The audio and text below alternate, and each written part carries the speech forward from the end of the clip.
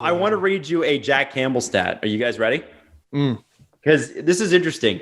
Elliot Friedman started the post game after Calgary, the second Calgary game, and said there is no goaltending controversy in Toronto. This is Jack Campbell's net.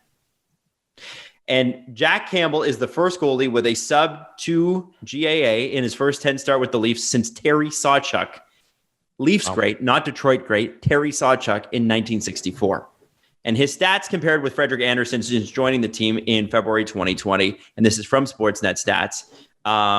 He's got less than a 1 GAA. Obviously, he's played way less games. His save percentage is .934, 2 shutouts, and he faces more shots per game than Andersen does on average by 2. Now, he's played 10 games with the Leafs. Now, to say Jack Campbell is good doesn't mean you necessarily think Freddie Andersen is bad. But, we mentioned it earlier this season. It was not a popular thing when I started bringing it up. And I know, Steve, you caught some shit for it as well. But there have been alarm bells for Freddie for a year and a half now. And now it's Friday night's game really kind of brought that home. I don't think there's anybody out there who's like, Freddie's fine. It might be injury.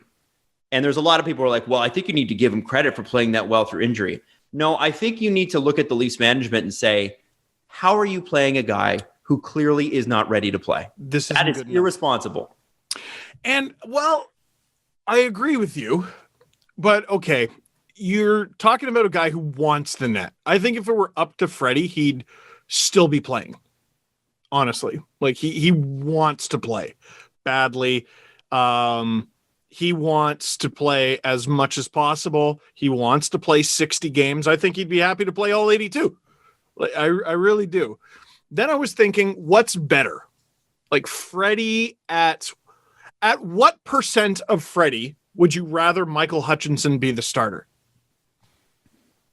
It's got to be at least below 80. Well, yeah, and I think the thing is that you play different in front of Michael Hutchinson because you're more afraid of the mistakes that you'll make. Whereas with Freddie, you've built up this, 3.5, 4 years of experience where he saved your ass. Until recently, he's carried the load. And the Leafs have gone as far as he'll take them. And Nick Kypreos called that before he played a game in a Leaf uniform. And he, with his spectacular goaltending, allowed this group to thrive. Yes. Elliot Friedman, I heard talking on 31 Thoughts, he was talking about the Senators being a plucky group. And when they get saves, they're a hard team to beat because it goes right to their legs and they play like a team that's getting saves. And when they're getting poor goaltending, they wilt. And I just wonder what would have happened to the Leafs rebuild if Freddie was not as advertised. If he wasn't Fredzina, if he wasn't a guy who finished top 10 in Vezina voting twice, top 5 in there as well. He deserves all the credit in the world. But Friday's game, Adam, put a real stamp on, before that, Michael Hutchinson's last game put a stamp on, okay, there's no option there. That's not an option. And the Friday night game for Freddie put a stamp on the second Jack Campbell is healthy. We need to not only not play this guy, we need to shelve him. All right. He's got to go on IR. And is he on IR as of now? So he's not on it yet, but after the game, Keefe said that he's been dealing with a lower body injury. And I think the best thing about the situation is what Keefe said is that on Thursday, the problem is going to solve itself. Because if Freddie's not good to go, then he goes on IR. Then Campbell gets a run with the crease, and then we see what happens. That's why I like what Elliot said after the game, because it's not a goalie controversy if one guy can't play. You only got one guy to play, so we get to see what Campbell looks like when he's starting. And we haven't seen him have a long run. He's just going to get it by default. I got a question for you both then. Okay. If Freddie says he's good on Thursday based on how he played last Friday, are you trusting that? No, you're going with Jack. No matter what. Because he did say, Jesse, am I wrong in the interpretation? Keefe said if he's not ready to go Thursday, we'll start Jack.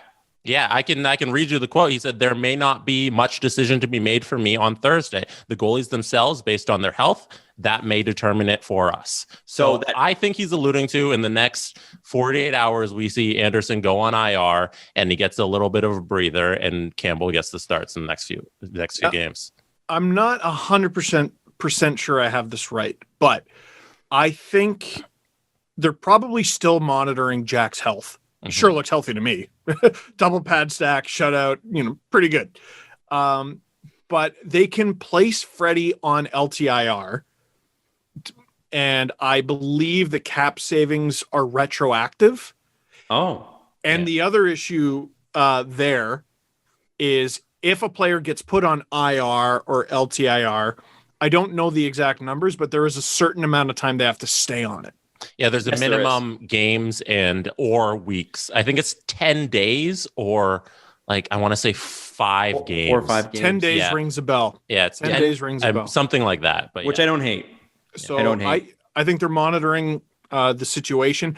Has Vevalainen's quarantine even ended yet? No. No. So who did they called up a goalie today? I think it was Wool. No, it was Ian Scott. So he was previously WHL goalie of the year, Leaf draft pick, but he had, I think it was hip surgery, and he hasn't played. Here, let me just look him up.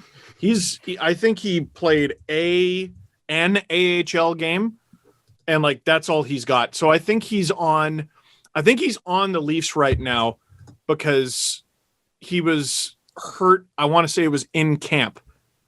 Therefore, to activate him, he has to be a Leaf. And then you can send him down. But as of right now, I want to say for cap savings purposes, they need to have 3 goalies at all times this season because it's unique. So I think right now it's Campbell, Hutchinson, and Wool. So 2018-19 Prince Albert Raiders, 49 games. He had a .932 save percentage. That is very, very good. The season before, he played 1 game with the Marlies. That was a win, and that's his only pro experience. There's no illusion here. The Leafs aren't sticking this guy in the net. Yeah. Forget professional shots.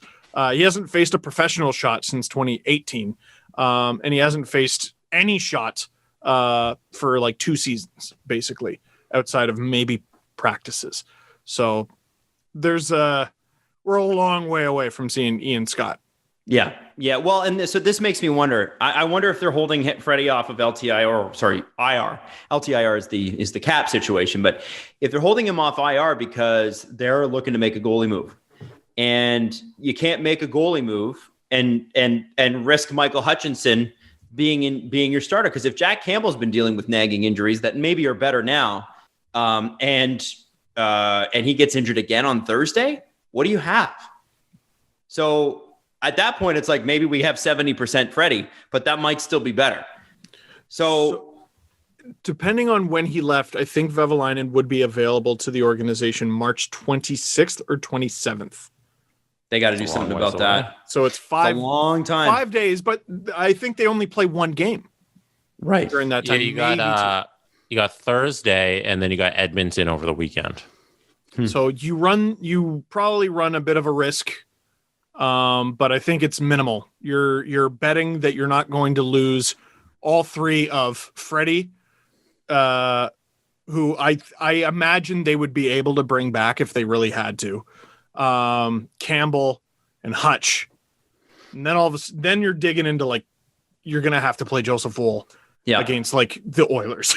Well, and that's not fair. That's not fair. No, it's super not. I think they are going to make a goalie move here, guys. I don't think they have a choice. An intelligently run organization like the Leafs. And here's the thing: you make a goalie move, and this is what I would do. And maybe I'm not on Dubas's level of intelligence, but if you can make a goalie move and you get a 1A or just a B guy, let's say you get Bernier. Bernier is just a name that comes up who's played well. Let's say you get Bernier. He's hurt. Then you can put. Oh, he's hurt. Yeah, dude. Almost every goalie we talked about last episode is fucking hurt. That's the thing. Kemper, there are no Bernier, goalies available to make a move. That's my whole thing. Let's say there was. Let's say there was. No. Hypothetical guy. Let's let him go. I'm sorry. Let's say John Stamos is a great goalie. Yeah. John Stamos from the Seattle Kraken, and the Kraken are already a team. And you're like, John Stamos, not only would you would be the great counterbalance to Willie when it comes to the looks, one blonde, one dark-haired, both stallions. Also, you'd be a great 1B goalie for us. You have that 1B goalie in behind Jack Campbell who can pick up a few games along the way, and you keep Freddie on IR as long as you possibly can. If that means right till the end of the season, you Nikita Kucherov it. And then you've got as healthy as you can get Freddie Anderson.